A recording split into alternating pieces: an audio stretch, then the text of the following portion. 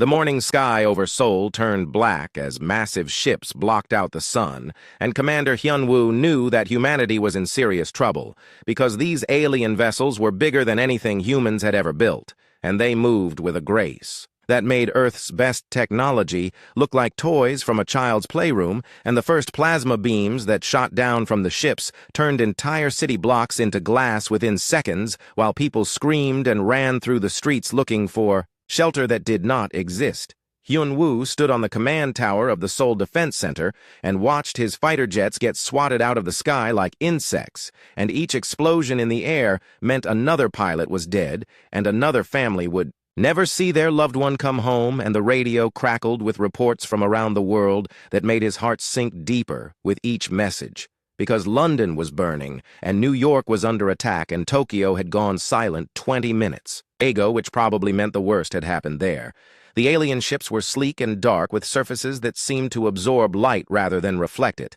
and they moved without making any sound, which was somehow more terrifying than if they had. Roared like the war machines in old movies, and Hyun-woo could see smaller craft launching from the motherships like deadly seeds being scattered by the wind, and these fighter ships moved in patterns that human pilots could not match because they turned at angles that should have killed any living crew from the force. But somehow they kept flying and shooting with perfect accuracy. Dr. Sojin worked frantically in the underground bunker beneath the Seoul Medical Research Institute, and her hands moved quickly across multiple computer screens while she tried to analyze the electromagnetic signatures coming from the alien weapons, because someone had to figure out how their technology worked if humanity was going to have any chance of survival, and the data streaming across her monitors showed energy patterns that violated everything she knew about physics. But she kept working because giving up was not an option when millions of lives depended on finding answers. The first alien ground troops appeared in Gangnam District, and they were tall creatures wearing armor that shifted colors like oil on water, and they carried weapons that fired beams of purple light that could cut through concrete and steel like butter. And wherever these beams touched human flesh, there was nothing left but ash, and the screams of people trying to run filled the air while the aliens advanced with mechanical precision and no emotion showing on their faces behind their dark helmets. Captain Jin-ho led Blue Squadron in a desperate attack run against one of the smaller alien ships, and his fighter jet shook as enemy fire passed close enough to heat the metal of his wings, and he could hear his wingmen calling out target information and damage reports over the radio, but their missiles bounced off the alien shields like raindrops hitting a window, and then his radar screen lit up with incoming enemy fighters. And he knew this was probably going to be his last flight, but he kept his finger on the trigger anyway because someone had to try. The President Kim Da-eun sat in the emergency bunker deep beneath the Blue House and watched satellite feeds showing alien ships over every major city on Earth and the military advisors. Around the table looked defeated before the battle had really begun, because their most advanced weapons were having no effect on the invaders, and conventional tactics meant nothing against an enemy that could ignore gravity and had shields that stopped everything humans could throw at them. General Park briefed the president about casualty reports that kept getting worse and civilian evacuation efforts that were failing, because the aliens seemed to be targeting refugee convoys and transport hubs first, as if they wanted to trap people in the cities, and the mathematical models showed that at the current rate of destruction, humanity would be extinct within 72 hours, unless something changed dramatically in their favor. Sojin discovered something strange in the alien communication frequencies, because buried beneath the obvious military coordination signals, there were deeper patterns that looked like scanning sweeps, and these sweeps were methodical and covered the entire planet, but they seemed to be searching for something specific rather than just mapping human defenses. And when she ran the signal analysis through the quantum computing array, the results showed that the aliens were looking for a very particular electromagnetic signature. Hyun-woo received new orders to fall back to the secondary defense line, but he could see that retreat would only delay the inevitable because the alien forces were advancing on all fronts, and human resistance was crumbling everywhere. And then his secure communicator buzzed with a priority message from the presidential bunker, and when he read the coded text, his blood ran cold because he recognized the authorization phrase that had been drilled into him during his highest security briefing sessions. President Kim Da-eun made the hardest decision of her life and activated the communication array that connected directly to McMurdo Base in Antarctica, and when Admiral Wu Bin answered the encrypted channel, She spoke the words that would change everything for humanity, but the cost might be higher than anyone could imagine, and she looked at the faces of her advisors who did not know what Protocol Antarctica meant, but they would learn soon enough. The message traveled across the world through quantum-encrypted channels to the most isolated research station on Earth, where Admiral Wubin had been waiting for 20 years to receive these specific words, and when the transmission came through his hands, trembled slightly as he verified the authentication codes, because he knew that once this protocol was activated, there would be no going back for humanity, and the secret that had been buried in the ice for so long would finally have to be revealed. Captain Jinho ejected from his damaged fighter just as an alien beam tore through the cockpit and his parachute deployed over the burning ruins of Seoul while alien aircraft circled like predators, and he could see the massive mothership hovering over the city center like a dark omen, and he knew that conventional warfare was over, and humanity needed a miracle if they were going to survive the next few days. So Jin detected another anomaly in the alien scanning patterns because the search sweeps were intensifying over certain geographic areas, and when she cross-referenced the coordinates with classified geological surveys, she realized the aliens were focusing their attention on Antarctica, and specifically on regions that were marked as restricted zones in databases that required presidential clearance to access, and this discovery made her stomach drop because it meant the aliens knew something about Earth that most humans did not. Admiral Wu Bin walked through the corridors of McMurdo Base toward the elevator that only 12 people on Earth were authorized to use, and his security escort followed behind him with expressions that showed they understood the gravity of the situation, even though they did not know exactly what lay beneath the ice. And as the elevator descended far deeper than any civilian had ever gone, the Admiral thought about the oath he had taken to protect humanity, even if it meant revealing secrets that could change the course of history. Alien bombardment intensified as night fell over the burning cities of Earth, and the purple beams from space turned skyscrapers into molten slag, while human survivors huddled in subway tunnels and basement shelters and prayed for salvation that seemed impossible. But deep beneath the Antarctic ice, something ancient was beginning to stir in response to signals that had been silent for 65 million years, and the real battle for Earth was about to begin. Admiral Wu Bin descended 3 kilometers beneath the Antarctic ice in an elevator that moved so smoothly it felt like floating, and Dr. Young Ho stood beside him, checking readings on a tablet that showed the temperature dropping to levels that would kill an unprotected human in seconds. But the elevator shaft was heated and pressurized like a space station, because what waited at the bottom was more alien than anything in the vacuum of space, and engineer Min Seo made final adjustments to the revival systems that had been maintained in perfect condition for 68 years, while humanity waited for this moment. The elevator doors opened onto a cavern that stretched beyond the reach of artificial lights, and the walls were carved from solid rock by machines that left surfaces smoother than glass, and in the center of this impossible space sat a ship that was beautiful and terrible at the same time, because its organic curves and crystalline surfaces seemed to grow from the stone floor like a flower, made of metal and starlight, and its hull pulsed with a faint golden glow that had not dimmed despite millennia of sleep. Dr. Young Ho led them through corridors lined with hibernation pods that contained beings who looked almost human except for their height and the translucent quality of their skin that revealed crystalline bone structures beneath, and their faces were peaceful in sleep, but there was something about their features that suggested intelligence. Far older than human civilization, and their hands ended in fingers that were longer and more delicate than human hands, but clearly designed for purposes that went beyond simple tool use.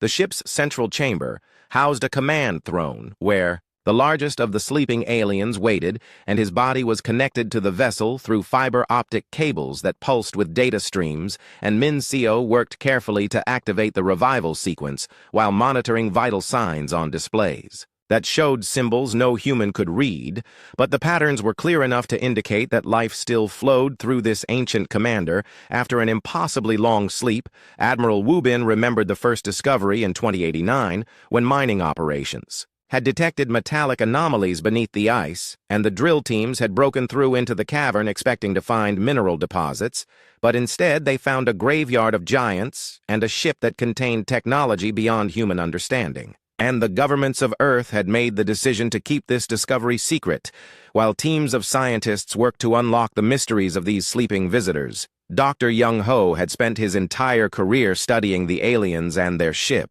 and he had learned that their technology was based on biological principles that merged living tissue with crystalline matrices to create materials that could think and adapt, and the ship itself was alive in ways that human science was only beginning to understand, and its consciousness had been dreaming for millions of years, while it waited for the right moment to wake. The alien commander's eyes opened slowly, and they were golden like sunlight through amber, and his gaze focused on the humans, standing around his hibernation pod, and when he spoke, his voice was like music, but the words were in perfect Korean because he had been learning human languages through electromagnetic signals for decades, and his first words were a question about whether the destroyers had finally come to finish what they started so long ago. Captain Veltar sat up slowly as the hibernation systems released their hold on his body, and his movements were graceful, despite the stiffness that came from sleeping for geological ages, and he looked at each human face and seemed to recognize something in their expressions that told him everything he needed to know about the situation above. And his next words carried the weight of civilizations that had been lost to the darkness between stars. The story of the Great War came out in fragments as Veltar's memory systems came fully online, and he told them about the Vorthak Empire that had swept across the galaxy like a plague, consuming every world that supported intelligent life, and the Kethmori coalition that had fought against them for thousands of years until only a few ships remained, and Earth had been chosen as a refuge because its biosphere could support their kind, and its location was far from the main war zones. Mincio worked to bring the ship's other systems online, while Veltar explained that the vessel was not just a transport, but a living entity that could reproduce itself if given the right materials, and its consciousness was linked to others of its kind scattered across the galaxy, and through this network, the Kethmori had been monitoring the Vorthak advance, even while they slept, and they knew that eventually the enemy would trace their quantum signatures too. Earth Dr. Young-ho asked about the dinosaur extinction, and Veltar's expression grew dark as he explained that the Vorthak had found Earth once before, and their arrival had triggered the cataclysm that ended the Age of Giants. But the Kethmori ship had crashed during the battle, and its crew had gone into hibernation to await rescue that never came, and the planet had healed itself over millions of years, while they dreamed of revenge against their ancient enemies. The ship's medical bay revealed the other 11 crew members who were beginning to stir as their hibernation pods received the awakening signals, and each Kethmori had specialized knowledge that could help humanity fight back against the Vorthak.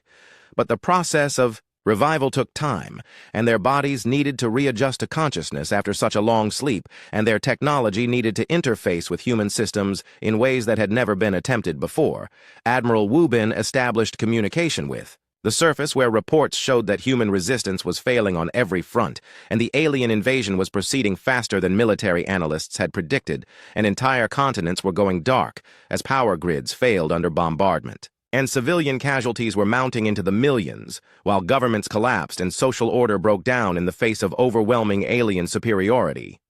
Veltar moved through his ship like a conductor leading an orchestra, and systems that had been dormant for eons began to respond to his touch, and the crystalline walls started to glow brighter as the vessel's consciousness fully awakened and began to analyze the current situation through data feeds from human satellites and communication networks, and its artificial intelligence processed information at speeds that made human computers look like mechanical calculators. The Kethmori scientist named Zephyra was the first to complete the revival process, and her silver eyes held knowledge that spanned millennia, and she immediately began working with Dr. Young-ho to adapt alien technology for human use, and her understanding of Vorthak weaknesses could give humanity the edge they needed, but the process would require perfect cooperation between two species that had never worked together before. Mincio discovered that the ship could manufacture weapons and equipment by converting raw materials at the molecular level, and the fabrication systems were still functional despite their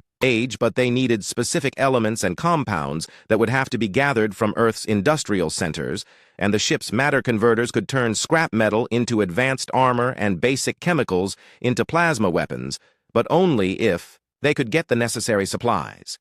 The ship's communication array came online and immediately detected Vorthak scanning frequencies that were probing Earth's electromagnetic spectrum looking for Kethmori quantum signatures, and Veltar realized that their awakening had triggered sensors on the enemy ships, and now the invaders knew that their ancient prey was hiding somewhere on the planet, and the hunt would intensify until they found the ship and destroyed it along with humanity's last. Hope Dr. Young-ho accessed the ship's historical databases and saw recordings of worlds that had been consumed by the Vorthak war machine and entire civilizations reduced to ash and slag, while the destroyers moved on to their next target, and he understood that Earth's fate had been sealed the moment the enemy fleet had detected signs of Kethmori presence, and the only choice now was to fight back with everything they had, or accept extinction as the price of harboring refugees from an ancient war. Zephyra shared her knowledge of Vorthak biology and revealed that the invaders were not truly alive in the way that humans understood life,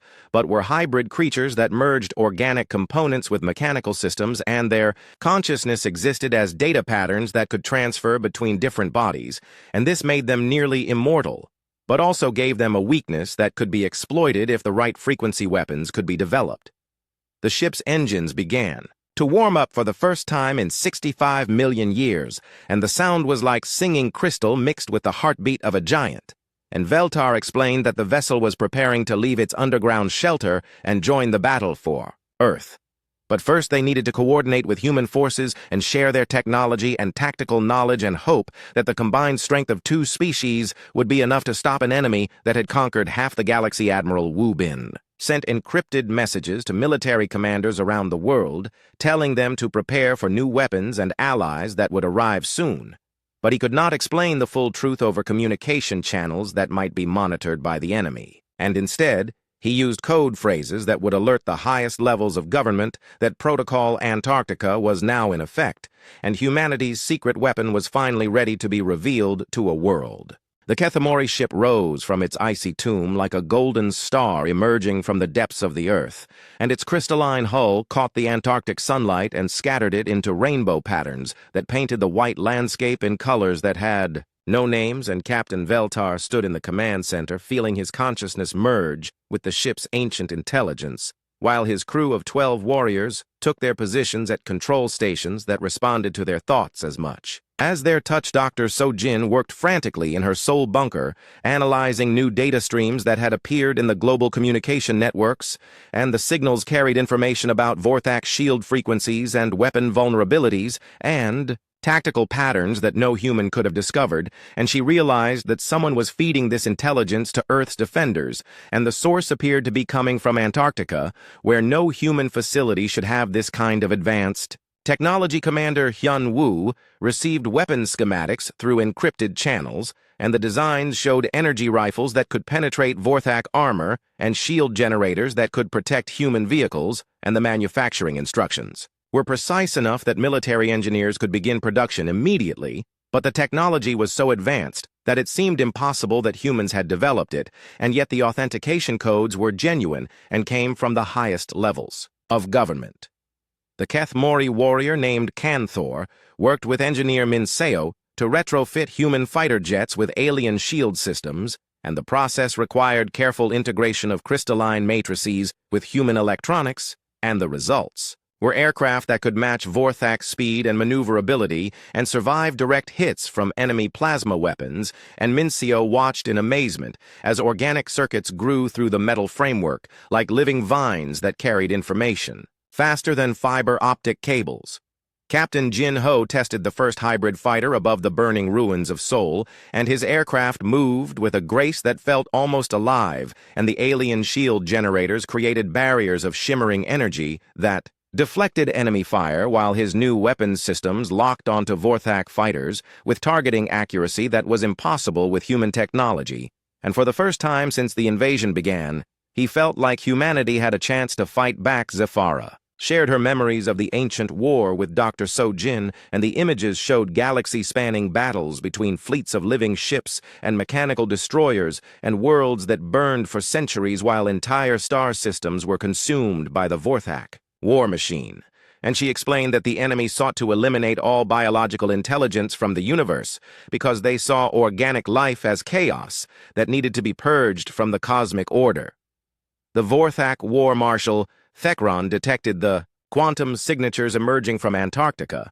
and his mechanical consciousness processed the implications with cold logic, and he realized that his ancient enemies had been hiding on Earth all along, and their awakening meant that the easy conquest he had expected would become a war of extinction between two species that had been killing each other for millennia, and he ordered his fleets to intensify their bombardment while search patterns focused on the southern continent. Veltar established communication with human military leaders around the world, and his holographic image appeared in command bunkers and emergency shelters where desperate generals and politicians listened to his explanation of Kethmori technology and Vorthak weaknesses. And his offer of alliance came with the warning that cooperation between their species would make Earth a target for every Vorthak fleet in the galaxy, but resistance was the only alternative to extinction.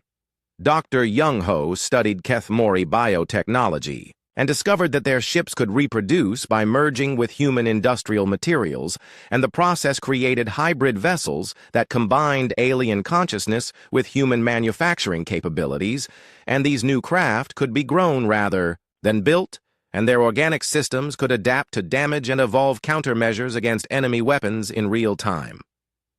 The first wave of enhanced human fighters launched from bases around the world, and their Kethmori shield systems glowed with golden light as they engaged Vorthak aircraft over major cities, and the enemy pilots were caught off guard by human vessels that could suddenly match their performance, and the tide of battle began to shift as human forces scored their first significant victories against the invaders. MinSEO worked with Kethmori engineers to activate manufacturing centers hidden in the ship's lower levels, and these bioforges could convert raw materials into advanced weapons and armor at incredible speed, and the production process was guided by artificial intelligence that had perfected these designs over millions of years and could customize each item for specific tactical situations. Commander Hyun-woo led the first ground assault using Kethmori enhanced weapons, and his troops wore armor that could deflect plasma fire and carried rifles that fired beams of coherent energy, and the alien foot soldiers that had seemed invincible just hours before began falling back as human forces advanced. With technology that matched their own, and the streets of Seoul echoed with the sounds of a battle that was finally becoming fair. Thekron realized that his invasion force was facing technology he had not encountered for thousands of years, and the quantum signatures from the enhanced human weapons confirmed that Kethmori consciousness was guiding their development, and he ordered his ships to begin orbital bombardment of every major city on Earth, because if he could not have the planet, then he would ensure that neither species could survive to threaten the Vorthak Empire. Dr. Sojin discovered hidden systems in Earth's moon when Kethmori scanners detected artificial structures beneath the lunar surface, and Zephyra explained that the moon had been converted into a weapons platform during the first Vorthak attack 65 million years ago, and its dormant systems had been waiting for the right activation codes, and the firepower hidden in Earth's closest neighbor could destroy entire fleets if someone could reach the control systems.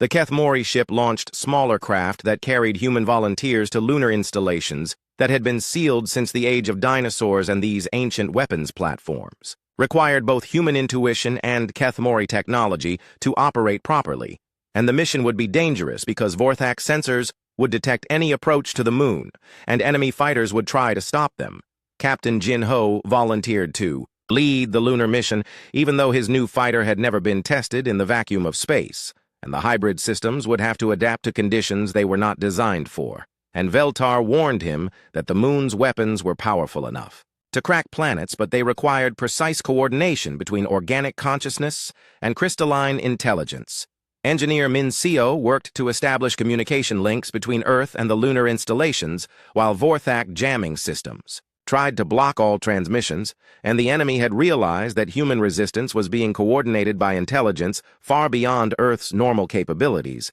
and they were adapting their tactics to counter Kethmori technology, but the ancient warriors had millions of years of experience fighting this enemy.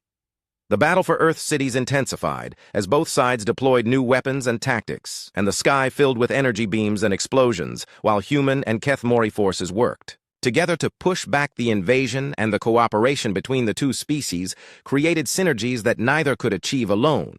and their combined strength began to match the power of the Vorthak war machine.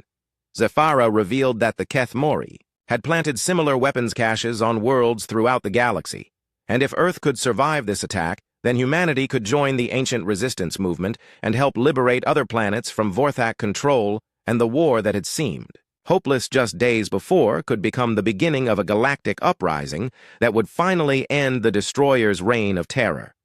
Dr. Young-Ho analyzed Vorthak communication frequencies and discovered that the enemy was calling for reinforcements from other sectors, and massive fleets were already moving toward Earth's solar system, and the battle for humanity's survival was just the opening move in a war that would determine the fate of organic life throughout the galaxy. And time was running out to activate the moon's weapons before overwhelming enemy forces arrived. Veltar prepared his ship for the most dangerous mission of the war because someone needed to reach the moon's core and manually activate the stellar disruptor that could destroy the incoming Vorthak reinforcements. And the weapon had been designed as a last resort that required a living consciousness to operate, but using it would mean certain death for whoever made the journey to the Lunar Control Center, and the ancient captain knew that this sacrifice might be the only way to save both species from extinction. The coordinated global counterattack began at dawn, when human forces equipped with Keth Mori technology struck simultaneously across 6 continents,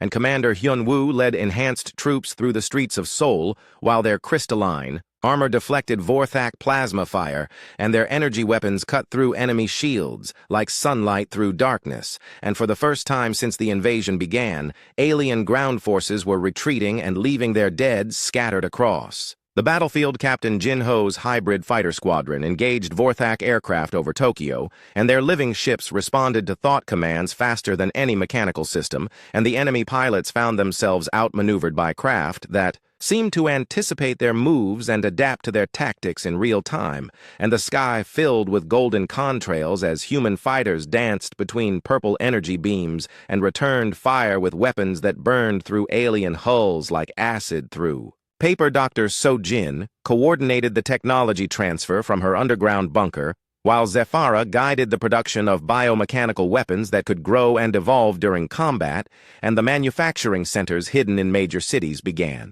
producing armor and weapons at unprecedented rates, and every human soldier who received the new equipment became capable of fighting Vorthak warriors on equal terms. Admiral Wu Bin established command centers on every continent where human and Keth Mori strategists worked together to coordinate the largest military operation in Earth's history, and their combined intelligence networks tracked every enemy movement, while quantum communication systems kept all forces connected even when Vorthak jamming tried to disrupt their coordination, and the ancient aliens shared tactical knowledge gained from fighting this enemy for millions of years. Engineer Mincio discovered that Keth Mori bioships could merge with human aircraft carriers and transform them into living vessels capable of growing their own fighter craft and repairing damage automatically. And the first hybrid carrier launched from San Diego Bay looked like a fusion of organic curves and human engineering, and its consciousness reached out through quantum channels to coordinate with other awakening ships.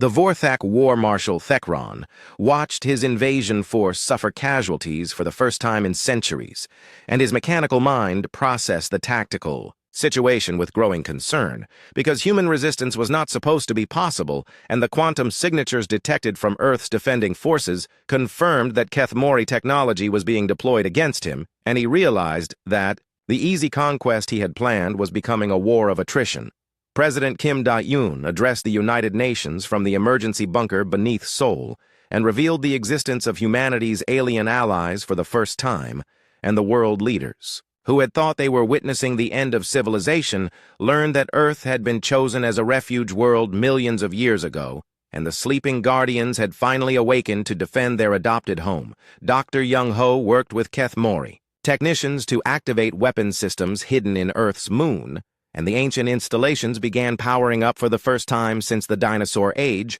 and their energy signatures lit up sensors throughout the solar system, while massive particle accelerators carved from lunar rock prepared to fire beams capable of destroying entire fleets. The first enhanced human warships launched from orbital shipyards, where Keth Mori consciousness had merged with human engineering and these hybrid vessels. Combined, the best of both technologies and their crystalline hulls could withstand direct hits from Vorthak heavy weapons, while their organic systems adapted to enemy tactics and learned from each engagement. Captain Jin Ho received orders to lead a strike mission against the largest Vorthak mothership hovering over the Pacific Ocean, and his squadron of hybrid fighters approached the massive vessel while its defense systems tracked them with beams of purple light, and the enemy ship was larger than any human city and bristled with weapons that could turn continents to glass. But the pilots pressed their attack anyway. Veltar piloted his ancient ship through Earth's atmosphere for the first time in geological ages, and the vessel's consciousness communicated with awakening installations around the planet, while dormant Keth Mori technology responded to his command codes, and systems that had slept beneath oceans and mountains began to activate and join the growing network of defenders. The battle for New York reached its climax when enhanced human forces surrounded the alien landing zone in Central Park, and their Keth Mori weapons created barriers of shimmering energy that contained the enemy, while orbital bombardment from hybrid warships rained down on Vorthak positions, and the invaders found themselves trapped between advancing ground forces and devastating fire from space. Zephyra revealed that Earth's magnetic field had been modified by ancient Keth Mori technology to create a planetary defense grid, and the system could generate electromagnetic pulses powerful enough to disable entire fleets, but activating it would require precise timing and coordination between installations scattered across the globe, and one mistake could destroy every electronic device on the planet. Engineer Min-Seo worked frantically to synchronize the planetary defense grid while Vorthak reinforcement fleets approached the edge of the solar system and long-range. Sensors showed hundreds of enemy ships moving toward Earth, and time was running out to activate the moon's weapons before overwhelming numbers made victory impossible, and the fate of both species hung in the balance. Commander Hyun Woo led the assault on the Vorthak Command Center in downtown Seoul, and his troops advanced through streets littered with the wreckage of alien and human vehicles, while energy weapons turned buildings into molten slag, and the enemy commander's shield generators created barriers that seemed impenetrable until Keth Mori plasma cutters carved through them like butter. The lunar weapons platform came online as Captain Jin Ho's fighters provided cover for the technicians working to activate the stellar disruptor. And the ancient weapon systems required both human creativity and Keth Mori precision to operate properly, and the process was complicated by Vorthak jamming attempts and direct attacks on the moon's surface installations. Dr. Sojin detected massive energy buildup in the approaching enemy reinforcement fleet and realized that the Vorthak were preparing to use planet-killing weapons rather than risk another prolonged battle, and the destroyers would turn Earth into a lifeless rock if they could not conquer it, and this revelation sent urgent warnings to every defending force and accelerated the timeline for activating the moon's weapons. Thekaran ordered his remaining forces to concentrate their attacks on population centers in a final attempt to break human resistance before the reinforcement fleets arrived, and his ships began systematic bombardment of major cities, while ground forces executed civilian populations, and the war entered its most desperate phase as both sides committed everything they had to the final battle. The Keth Mori ship's bioforges reached maximum production capacity and began creating specialized weapons designed specifically to counter Vorthak reinforcement tactics, and these new devices could disrupt the quantum coordination systems that allowed enemy fleets to operate as unified forces and turn their greatest strength into a critical weakness. Admiral Wu Bin coordinated the defense of Earth's orbital installations, while Vorthak attack craft tried to prevent the activation of lunar weapons, and the battle in space became a three-dimensional maze of energy beams and exploding ships, while hybrid fighters used their superior maneuverability to outfight enemy squadrons. Engineer Min-Seo discovered that the stellar disruptor required a living consciousness to operate its targeting systems, and the weapon was too powerful to be controlled by artificial intelligence alone, and someone would have to make a one-way journey to the moon's core to manually fire the device and ensure that the incoming Vorthak fleets were destroyed before they could reach Earth. The planetary defense grid began charging its electromagnetic pulse generators, while Keth-Mori technicians worked to ensure that human technology would survive the activation, and the process required careful calibration of every installation and precise timing that left no room for error. And the slightest mistake could leave Earth defenseless against the approaching enemy reinforcements. Dr. Young-ho realized that the moon's weapons were part of a galaxy-wide network designed to destroy Vorthak fleets wherever they appeared, and if Earth could activate the system successfully, then similar installations on other worlds would come online and begin coordinating attacks against enemy forces throughout the galaxy, and the tide of the ancient war could finally turn in favor of organic life. Captain Veltar prepared for the sacrifice mission to the lunar core,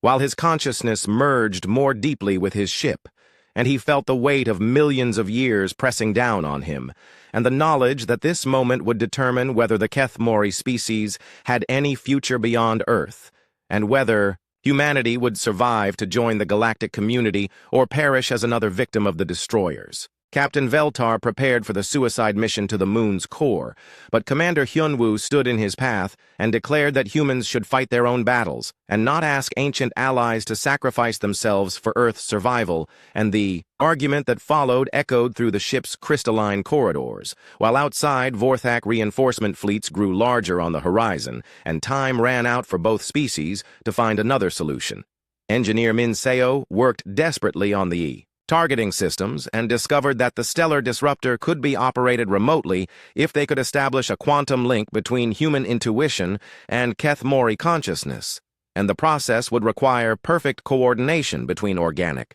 thought patterns and crystalline intelligence matrices, and one moment of lost focus could result in the weapon firing on Earth instead of the enemy fleet. Dr. Sojin and Zafara combined their knowledge to create a neural interface that could bridge the gap between human and Keth-Mori minds, and the device looked like a crown made of living crystal and golden light, and whoever wore it would experience consciousness expansion beyond anything either species had ever attempted, and the mental strain could destroy a human mind that was not prepared for the connection. Captain Jinho volunteered to pilot the interface mission, even though his fighter squadron was still engaged in desperate battles against Vorthak forces trying to reach the lunar installations, and his hybrid aircraft had been modified with quantum transmitters that could maintain the neural link across the distance between Earth and the Moon, and he knew that failure meant the destruction of both worlds, the Vorthak. Reinforcement fleets entered the outer solar system with enough firepower to sterilize every planet between Mars and Jupiter, and War Marshal Thekaran transmitted a final ultimatum demanding the surrender of all Keth-Mori technology and the execution of every human who had cooperated with the ancient aliens, and his message carried the promise that resistance would result in the complete extinction of both species. Admiral Wu Bin coordinated the final preparations while enhanced human forces held defensive positions around major cities, and the hybrid warships took positions between Earth and the approaching enemy fleets, and every weapon system on the planet was charged and ready for the battle that would determine whether organic intelligence had a future in the galaxy. Dr. Young-ho made the final adjustments to the stellar disruptor, while Keth-Mori technicians synchronized their consciousness with the ancient weapon, and the device had been sleeping in the moon's core for 65 million years waiting for this moment, and its power came from tapping directly into the quantum foam that underlied reality itself, and channeling that energy into a beam that could crack the fabric of space. The neural interface activated, and Jinho felt his consciousness expand beyond the boundaries of his physical brain, as Keth-Mori intelligence flowed through his thoughts, and he could perceive quantum fluctuations and probability streams, and the precise moment when the enemy fleet would be most vulnerable to attack. And his human intuition merged with alien precision to create targeting solutions that neither species could achieve alone. Veltar linked his ship's consciousness to the lunar weapon, while his crew of ancient warriors took positions throughout the vessel, and their combined mental energy flowed through crystalline conduits that had been grown rather than built, and the ship itself became part of the targeting system and its organic intelligence calculated, firing solutions with an accuracy that defied the laws of physics. The first wave of Vorthak reinforcements entered weapons range, and their ships were larger and more heavily armed than anything humanity had faced before, and their hulls were covered with armor that could withstand the explosion of suns, and their weapons could turn entire moons to dust with single shots, but they had never faced the combined fury of Earth's planetary defenses. Commander Hyunwoo led the ground forces in one final assault against Vorthak command centers, while the sky above Seoul burned with energy beams and falling debris, and his troops advanced through streets that had been turned into landscapes from nightmares, but they carried weapons that could punch through any armor, and their crystalline shields deflected enemy fire, and they fought with the desperate courage of people who knew they were defending everything they loved. The stellar disruptor reached full charge, and its energy signature lit up sensors throughout the solar system as the weapon prepared to fire a beam that would travel faster than light and strike the enemy fleet before they could react, and the targeting systems locked onto the largest Vorthak mothership, while probability calculations showed the exact moment when maximum damage could be achieved. Captain Jin Ho felt the weight of two civilizations pressing on his mind as he prepared to trigger the weapon, and his consciousness expanded to encompass vast reaches of space and time, and he could see the quantum threads that connected all living things and the terrible emptiness that the Vorthak represented, and he understood that this moment had been inevitable since the first organic intelligence had looked up at the stars and wondered what lay beyond. The lunar weapon fired, and a beam of pure energy tore through space at velocities that made light seem slow, and it struck the lead Vorthak mothership at the exact center of its command section. And the enemy vessel simply ceased to exist, as its molecules were scattered across the solar system, and the beam continued through the enemy formation, destroying ship after ship in a cascade of annihilation. Zephyra activated the planetary defense. Grid and electromagnetic pulses swept across Earth, disabling every Vorthak installation and vehicle, while human technology protected by Kethmori shields continued to function, and the invaders found themselves stranded on a hostile world with no hope of rescue and no way to call for help. The surviving Vorthak ships attempted to retreat, but the stellar disruptor fired again and again as Jin Ho and the Kethmori consciousness worked together to target each vessel. And within minutes, the invasion fleet was reduced to expanding clouds of superheated gas and twisted metal, and the ancient enemy that had terrorized the galaxy for millions of years was finally tasting defeat. War Marshal Thekran sent a final transmission as his command. Ship died around him, and his message was broadcast across the galaxy, revealing Earth's location to every Vorthak fleet and calling for the total destruction of the world that had dared to resist the Empire, and his last words carried the promise that this victory would be temporary and that the destroyers would return in greater numbers. Dr. Sojin detected quantum communications spreading outward from Earth's solar system as ancient Kethmori installations on distant worlds responded to the activation signals and began coming online after eons of dormancy, and she realized that the victory over the invasion fleet was just the beginning of a galactic uprising that would carry the fight to the enemy's home systems. President Kim Dae-un addressed the world from the rebuilt United Nations building and announced that humanity was formally joining the Kethmori coalition, and Earth would become the headquarters for a new phase of the ancient war, and the planet that had almost been destroyed was now the center of a resistance movement that spanned the galaxy. Engineer Minseo worked with Kethmori technicians to establish manufacturing centers that could produce hybrid ships, combining the best of both technologies, and these vessels would carry human crews and alien consciousness to worlds throughout the galaxy. And the partnership between the two species was creating possibilities that neither could have imagined alone. Admiral Wu Bin oversaw the construction of orbital shipyards where biomechanical vessels grew like living things and learned from each battle and adapted to new threats, and Earth's children would soon be traveling between stars in ships that were part machine and part organism and part pure consciousness. Captain Veltar walked through the rebuilt streets of Seoul, where human children played with young Kethmori, who had been awakened from hibernation pods found in the ship's lower levels, and the ancient warrior watched these innocents learning from each other and knew that this alliance would create something entirely new in the galaxy. Dr. Young-ho established research centers where human scientists worked alongside Kethmori scholars to unlock the secrets of biotechnology. and quantum consciousness and their discoveries would transform both species and give them the tools they needed to liberate worlds that had been enslaved by the Vorthak Empire for millennia. The Antarctic facility became a joint military academy, where human soldiers trained alongside Kethmori warriors and learned to use weapons that responded to thought and armor that could adapt to any threat, and the graduates of this program would form the core of liberation forces that would carry freedom to the stars. Captain Jin Ho led the first joint expeditionary force to a nearby star system where Vorthak forces had enslaved a world of crystalline beings, and the rescue mission was successful because the enemy was not prepared to face hybrid ships and weapons that combined human creativity with ancient alien wisdom. Zephyra worked with Earth's greatest minds to develop new technologies that could heal the psychological damage inflicted by the Vorthak Empire and restore hope to species that had given up the dream of freedom. And her research showed that consciousness itself was the greatest weapon against an enemy that sought to reduce all life to mechanical.